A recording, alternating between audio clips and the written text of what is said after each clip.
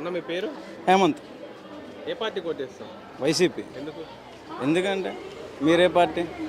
నేను కాంగ్రెస్కి వేస్తాను. దేనికి వేస్తాం? పథకాలు బాగుంటుంది. సేమ్ ఇదే క్వశ్చన్ మాది కూడా, ఇదే ఆన్సర్ మాది కూడా. ఏ పథకాలు వస్తున్నాయి మరి?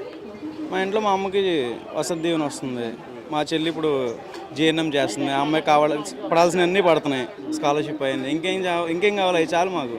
మరి చంద్రబాబు నాయుడు గారు జగన్మోహన్ రెడ్డి ఏం చేశారని ఓట్లు అడుగుతున్నారు. మరి ఆయన ఏం చేశాడని అడుగుతున్నాడు.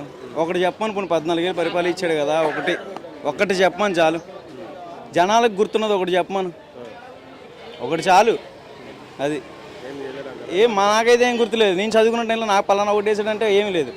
మా చెల్లి చదువుతుంది, జీఎన్ఎం కంప్లీట్ చేసింది జగన్ హయాంలోనే. ఇంకేం కావాలి చెప్పు జగన్ ఓటేయడానికి? ఇది నిజం. కావాలంటే ఐడి కార్డు పెడతా, మా చెల్లిది ప్రూఫ్లు ఎక్కడ చదువుతుంది అడ్రస్ కూడా చెప్తా, కనుక్కొని అవసరం అవుతా. ఏం జగన్ వేసిన స్కాలర్షిప్లతోనే. అది జగన్మోహన్ రెడ్డి గారు గెలిస్తే ఎన్ని సీట్లతో గెలవచ్చు అనుకుంటున్నారు? పోయినసారి 150, ఈసారి కంపల్సరీ 170, 175 పక్క, దాంట్లో డౌటే లేదు. పవన్ కళ్యాణ్ గారు గెలుస్తారంటారా? అది పిఠాపురంలో అడగాలి. పిఠాపురంలో కదా నుంచింది. ఆలోచించాల్సిన విషయమే అది. కష్టమే. చంద్రబాబు నాయుడు గారు అది ఇంకా కష్టం. అసలు నారా లోకేష్ మేము ఆలోచించాల్సిన అవసరం లేదు అక్కడ. రైట్. మీ కోటాకి ఎక్కడ ఉందన్న? మాది ఇక్కడ జీ బ్లాక్. అంటే ఇది సెంట్రల్ కింద వెల్లంపల్లి గారికి. బోండమ్మ గారు వెల్లంపల్లి గారు తలబడుతున్నారు. అయితే మొన్న జగన్మోహన్ రెడ్డి గారిపై మీ ప్రాంతంలో అవును జరిగింది.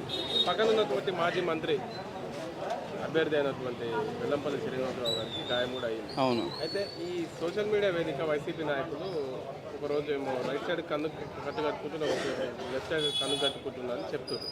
మరి ఈ ప్రాంతవాసిగా మీకు తెలుసా ఇది నిజం ఎంతవరకు?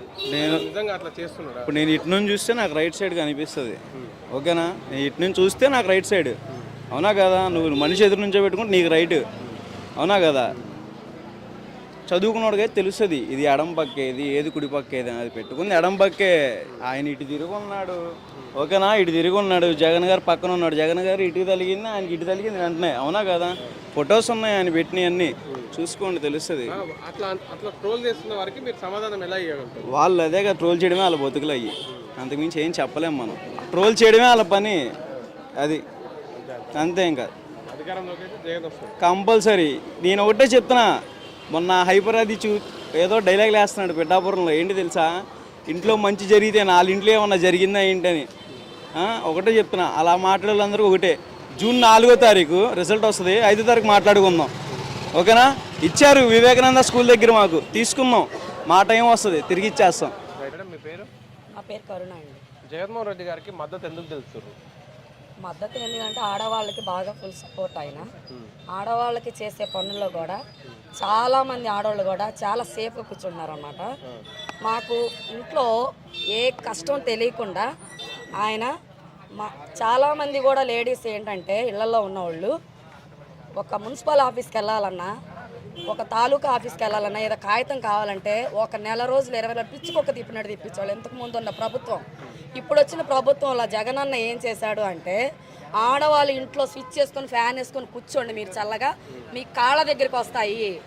ఏదైనా సరే, ఏ కాగితమైనా సరే, ఏ బర్త్ సర్టిఫికేట్ కానీ, డెత్ సర్టిఫికేట్ కానీ ఏదైనా సరే మీ కాళ్ళ దగ్గరికి వస్తుంది. మంచి వాలంటీర్స్ని పెట్టి ఏంటి సచివాలయాలు కూడా వెళ్లకుండా, సచివాలయాల్లో ఉన్న వాలంటీర్స్ కూడా అసలు చాలా అధికంగా అనమాట. వాటికి యాక్సెప్ట్ చేయగలం మేము అందరం ఆడవాళ్ళము.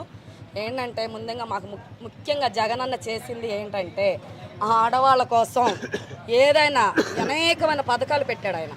ప్రతి ఒక్కళ్ళకి కూడా తీసుకున్నారు ఆ పథకాలు, అందులో కూడా జైన్ చేసుకున్నారు ఆయన. సరే, రాష్ట్ర ప్రజల సంగతి పక్కకు పెడితే మీకే పథకాలు వస్తున్నాయి? సుమారుగా ఎంత లబ్ధి ఉంది జగన్మోహన్ రెడ్డి ప్రభుత్వం? జగన్మోహన్ గారి దగ్గర అంటే అమ్మ ఒళ్ళు మేము తీసుకున్నాము, ఏంటి పింఛన్లు కూడా తీసుకున్నారు చాలామంది. అవి కూడా మన ఇళ్ళకే తీసుకొచ్చేస్తున్నారు, అది కూడా సేఫ్. అది ఇంకా చాలా పథకాలు ఉన్నాయండి ఆడపిల్లలకు సంబంధించినవి. చాలా బాగుంది అసలు. ప్రభుత్వం చాలా మారిందండి. మా వాంబై కాలనీలో అయితే మాత్రం చాలా మారింది అనమాట. ఓటాకు ఎక్కడ ఉంది మీకు? మాకు వాంబై కాలనీ. అంటే సెంట్రల్ నియోజకవర్గంలో బోండమ్మ గారు వర్సెస్ వెల్లంపల్లి గారు తగ్గపర్ ఫైట్ నడుస్తుంది. ఎవరు గెలవచ్చు అనుకుంటున్నారు? నేను ఇక్కడ వెల్లంపల్లి గారే వస్తారు, పక్కగా చెప్పగలను. వెల్లంపల్లి గారు వస్తారు. ఎందుకంటారా, ఇంతకుముందు రోడ్లో స్పీడ్ బ్రేకర్లు అనేక మంది చాలామంది కుర్రోళ్ళు ఎంతో స్పీడ్గా వెళ్ళేవాళ్ళు. స్పీడ్ బ్రేకర్లు లేవు, మాకు వేపించారు. అసలు చాలా నీట్గా చేశారనమాట. బాంబే కాలనీ మాత్రం 60వ డివిజన్ మాత్రం చాలా బాగా చేశారనమాట. నమస్తే అండి, నా పేరు ఆశ. మాకు ఈ బాంబే కాలనీలో సీనన్న ఎల్లంపల్లి అన్న వచ్చాడంటే మాకు ఇంకా ధైర్యంగా ఉంది. మల్లాది విష్ణు గారు ఉన్నప్పుడు కూడా మంచి మంచి పథకాలు మంచిగానే చేశారు ఇక్కడ ఈ కాలనీ వరకు. మాకేంటంటే మెయిన్ జగన్ అన్నని గెలిపించుకోవటానికి కారణం ఏంటంటే ఆడవాళ్ళకి అంటూ పథకాలు చాలా ఇచ్చారు. అమ్మ ఒడే కానీ, ఈ 18,000 అని కానీ ప్రతి ఒక్క మహిళకి ఆయన న్యాయం చేశారు కాబట్టి ఇప్పుడు వృద్ధులు ఉన్నారండి, ముసలోళ్ళు సచివాలయంకి వెళ్ళి ఇప్పుడు పింఛన్ తెచ్చుకోవాలంటే వాళ్ళు తెచ్చుకునే పొజిషన్లో లేరు. ఇంటింటికి వచ్చి మనకి ఇచ్చేవాళ్ళు పింఛను. అలాంటిది ఇప్పుడు ఈ ఈ చంద్రబాబు నాయుడు చేసిన అరచకాల వల్ల పాపం వాళ్ళ ఇంటికి వెళ్ళి పింఛన్ ఇచ్చే వాళ్ళకల్లా తీసేశారు. ఇప్పుడు మొన్న అంతెందుకు ముసలోళ్ళు ఎంతో మంది అమ్మ మాకు ఇంటింటికి వచ్చి పింఛన్ ఇచ్చేవాళ్ళు ఇప్పుడు ఇంటికి రాకుండా మాకు పింఛన్లు లేకుండా చేశారమ్మా అని అంటున్నారు. అలాంటప్పుడు మళ్ళీ జగన్మోహన్ రెడ్డి గారిని మేము సీఎంగా ఎన్నుకుంటున్నాము. సీఎం జగన్మోహన్ రెడ్డి గారే మాకు సీఎంగా రావాలని మేము కోరుకుంటున్నాము.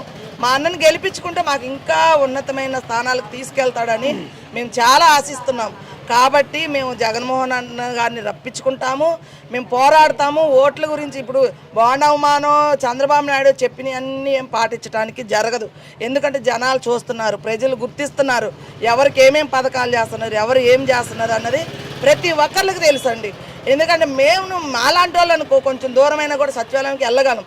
కానీ చాలామంది వృద్ధులు ఉన్నారు పాపం, నెల పింఛన్ కోసం వాళ్ళకి షుగర్ అయినా బీపీలని ట్యాబ్లెట్లకి వాళ్ళు దాచుకొని రూపాయి ఖర్చు పెట్టుకుంటున్నారు. ఎందుకంటావా ఆ పింఛన్ వస్తే చాలు మాకు. వాళ్ళ పిల్లలు చూడని వాళ్ళు కూడా చాలామంది ఉన్నారండి, తల్లిదండ్రులు చూడని వాళ్ళు కూడా చాలామంది ఉన్నారు. ఆ పింఛన్ కోసం ఎన్నో కష్టాలు పడి వాళ్ళు దాచుకొని రూపాయి ఖర్చు పెట్టుకునే ఇదిలో ఉన్నారు. అలాంటిది వాళ్ళు పింఛన్కి కూడా మళ్ళీ ఇంటి ముందుకెళ్ళి ఇవ్వకుండా చేశారు సచివాలయాల్లో ఆఫ్ చేసి. కానీ వాలంటీర్లు పెట్టి అన్న ఎంత ఉన్నతమైన స్థానానికి తీసుకెళ్లారు అందరికి ప్రతి ఒక్కరికి తెలుసు. కాబట్టి ప్రజలు గమనించి మళ్ళీ మనకు జగనన్ననే మనం సీఎంగా తెచ్చుకొని జగనన్నని గెలిపించుకొని మళ్ళీ అలాంటి పథకాలన్నీ మన ఇంటికి రప్పించుకునేటట్టు చేయాలని చూస్తున్నాము.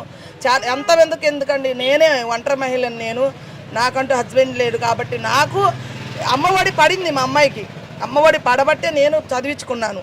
కాబట్టి అలాంటిగా మళ్ళీ మేము జగనన్నని గెలిపించుకోవాలి, అలాంటి అన్ని కార్యక్రమాలు జరగాలి. నా కూతురు నేను ఉన్నతమైన స్థానాల్లో తీసుకెళ్ళి చదివించుకోవాలని నేను కోరుకుంటున్నాను. కాబట్టి జగనన్నని ఓటేసి గెలిపించమని అందరినీ కోరుకుంటున్నాను. మీ పేరు? షేక్ బాజీ. ఏ పార్టీకి ఓటేస్తారు? జగనన్నకి. ఎందుకు? జగనన్న అంటే అభిమానం. ఎందుకు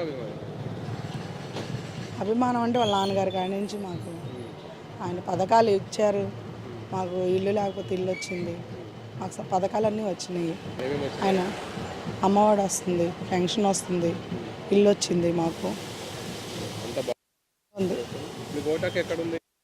బాంబే కాలనీలో సెంట్రల్ నియోజకవర్గంలో మొన్న జగన్మోహన్ రెడ్డి గారిపై దాడి జరిగింది కదా, అందులో భాగంగా పక్కన ఉన్న మాజీ మంత్రి ఎమ్మెల్యే అభ్యర్థి వెల్లంపల్లి గారు కూడా తాకి. అవును, వెల్లంపల్లి గారు ఒకరోజు ఈ కన్నుకు ఒకరోజు ఈ కన్ను కట్టుకొని తిరుగుతున్నారు, అంత నిజమేనా? మరి జనాలు కళ్ళు పోయినాయి. ఎందుకు అలా చెప్తున్నారు వాళ్ళు, వాళ్ళకి ఏదైంది తెలియట్లేదా? అది కావాలనే చేశారు. ఓడిపోతారని భయంతో వాళ్ళకి మేము ఓడిపోతామని చేపించుకోం. మాకేం అవసరం, మేము సింగిల్గా వస్తున్నాం, సింగిల్గానే నడుస్తున్నాం. వీళ్ళకిలాగా కుక్కల్లాగా పొత్తులు కలుపుకొని రావట్లేదుగా. మేము మా జగనన్న ఒక్కడే వస్తున్నాడుగా. కళ్ళాడు అంత ఇంగాడంట ఏంటి ఎవరికన్నా? దెబ్బ చిన్నదైందో పెద్దదైందో ఒక రాయి తీసుకుని అదే రాయి తీసుకుని అడిగి కొడితే అది చిన్నదో పెద్దదో అడిగి తెలిసిద్ది. ఆ బాధ అడిగి తాకలేదు కదా, వాడు కొట్టాడు. మా జగనన్నగా ఆ దెబ్బ తగిలింది. ఎలా వాళ్ళ కళ్ళకి కనపడట్లేదా ఆ చిన్నదో పెద్దదో దెబ్బ?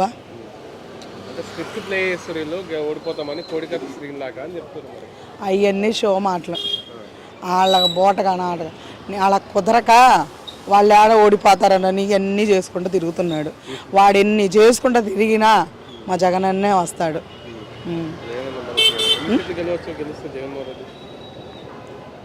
కన్ఫామ్ అది.